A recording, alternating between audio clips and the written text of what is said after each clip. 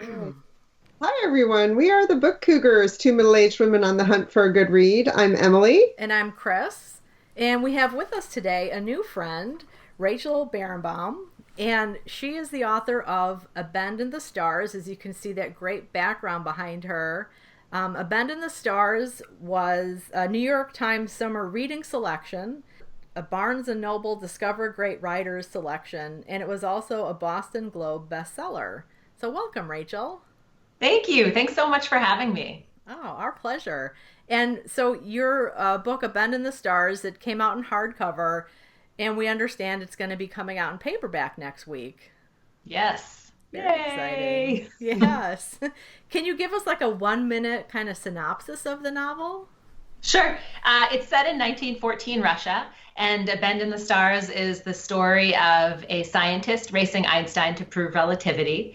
And he goes after his last piece of the proof, which would be physical evidence, a photograph at a total solar eclipse, a photograph in which he could see light bending around the sun. And he goes missing. And then my protagonist, Miri, who is his sister, goes after him. She's one of Russia's first female surgeons. She's a feminist, well beyond her time. She's amazing. She's the hero. She saves the day. She saves the family. There's love and adventure and science and history.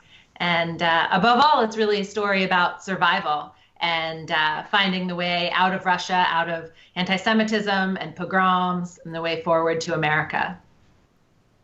So I imagine you had to do a lot of research for this novel. How did you do your research? How long did it take you? How long did it take you to write the novel? Give Yeah, us the skinny. yeah.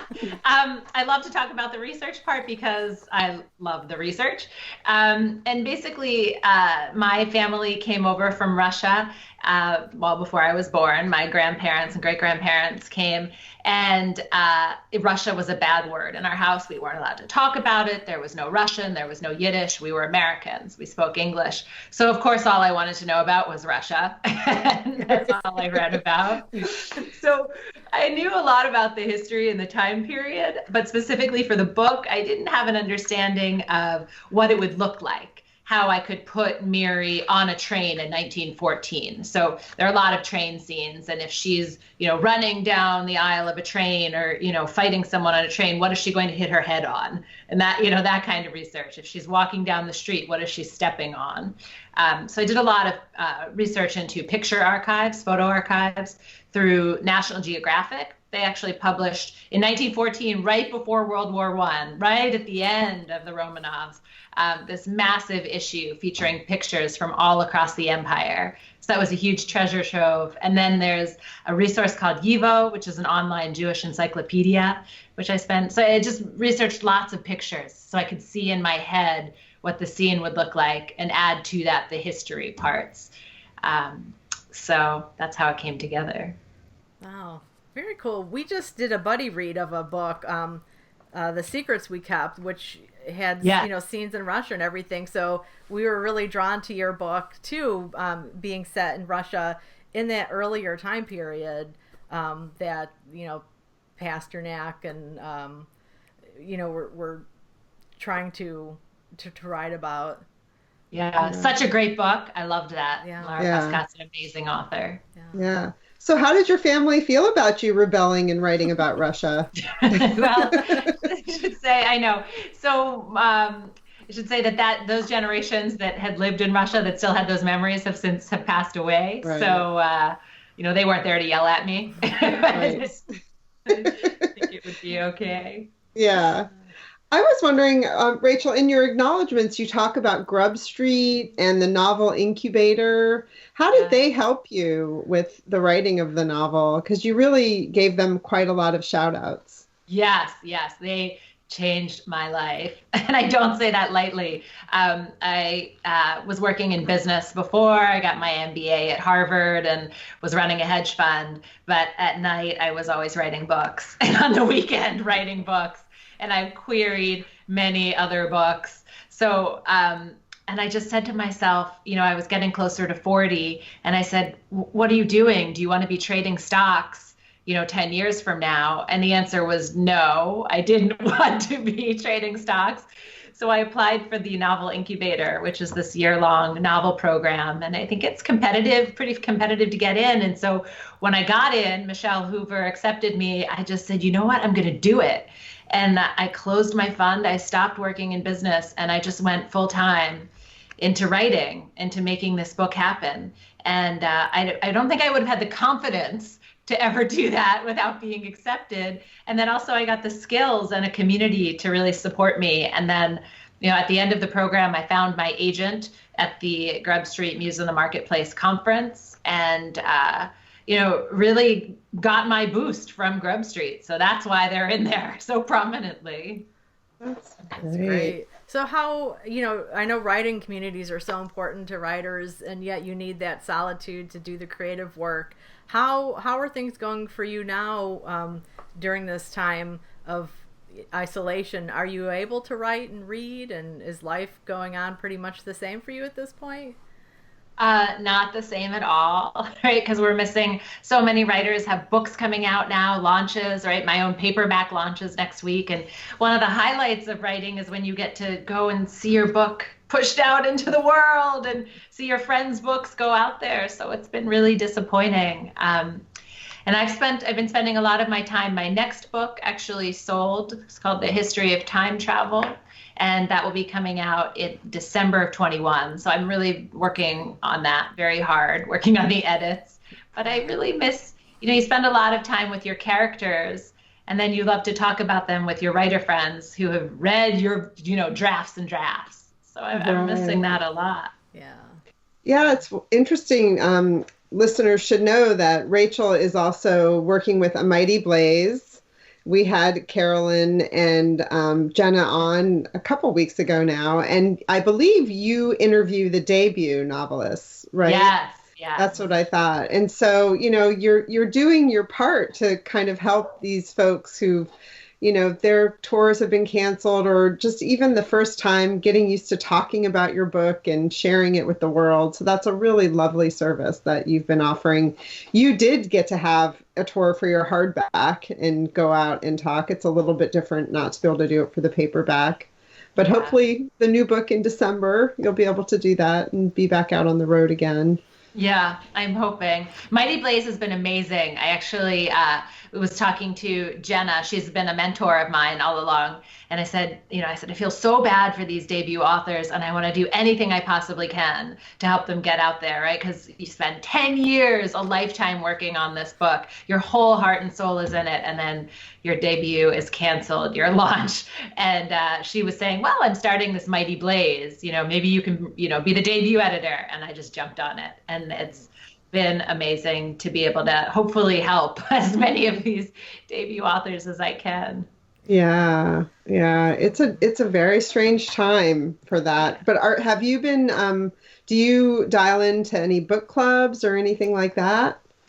Well, through my Novel Incubator alumni community, we have meetings once a week. And so, we really talk about our writing, and we schedule readings, people's drafts and stuff like that. And so I've been spending, a lot of time on that. It's just not the same. It's so much better to sit in front of a writer, a friend's face, to say, let's talk about this character. It's not working. How can we make that better? Because even though, I see you guys right now, your lovely faces, but there's a distance. You miss this sort of warmth. I mean, I'm sure we're all feeling this right now. Yeah, definitely we are. And I can't wait to get back in the room with Emily and record in person. We really miss that. And going out to author events, that's something we've always done, both of us individually and together. So we're looking forward to that again. Yeah, I mean, I've done some virtual author events, and I think, the good thing about them is that people can watch them from a distance where, you wouldn't necessarily be able to have gone to the bookstore, but it definitely isn't the same. And I really look forward to when we can all, be in rooms together and not be afraid and, all of that. Yeah. So. Yeah, it's a funny thing because I was presenting to the Hadassah Brandeis Institute just the other day, and you see how many people are on the call. A lot of people are on this call listening, and I had the opportunity to present some of my research because you can share your screen, right, and show some of the photographs and the archives that I went through. And when I do that in person, I can see if the audience, are they into it? Should I go faster? Should I go slower? Right? Right. Are they enjoying it? And then I got off this call. It was an hour-long presentation, and I'm thinking, did they like it? Did anyone like the photographs? And you can see in the chat and questions, some people are following, but it's hard to know. I guess it's like, it's also easier to leave the room. Like, oh, I think I'm going to go. Exactly. That didn't happen. Oh. Well, I had one other question about your book. But it revolves around a solar eclipse, right? Yeah. How did you decide to do that? I mean, I'm ignorant of history. Was that actually happening during that time period, or did you just decide that would be something that would work for the story?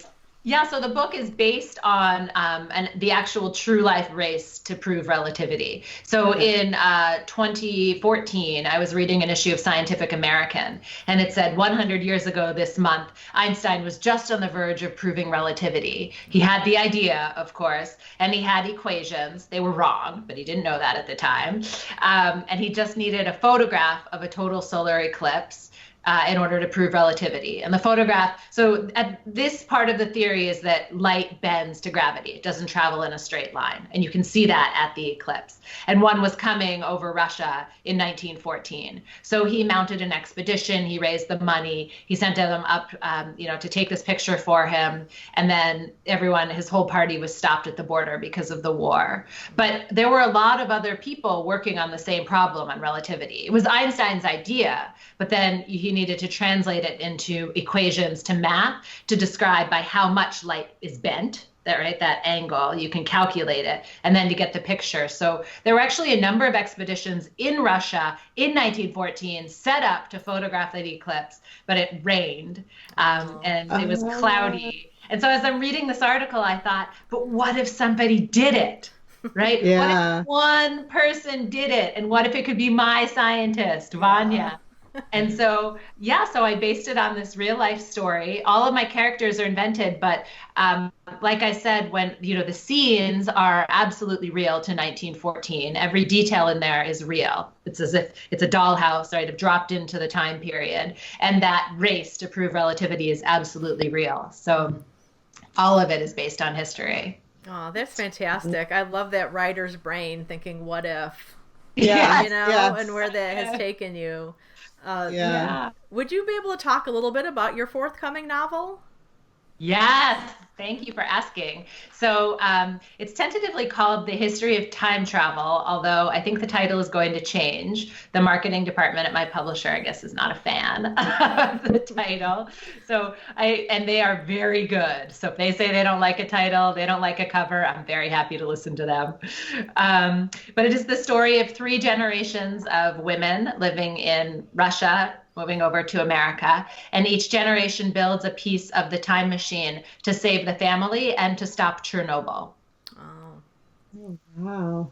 That sounds fascinating. Wow. Yeah, so it's actually the second part of relativity. So Abandon the Stars is really about, the race to prove the basic science. And at that point, we're at, the beautiful part of science, I like to think, where it's just this idea. And can we prove it? Is humanity capable, right, of figuring this out? And then we do figure it out. And then in History of Time Travel, it's now that we have this theory, we use it to build, arguably the worst weapon ever conceived, right? Atomic weapons. And should we use them? And the question of, is science always corrupted? Is it always used in the worst ways? Is there any way to keep that purity, right? The idea, use it for good. Those are the questions that I'm tackling in the next book. Oh, that sounds great. Yeah. So have you always been interested in science?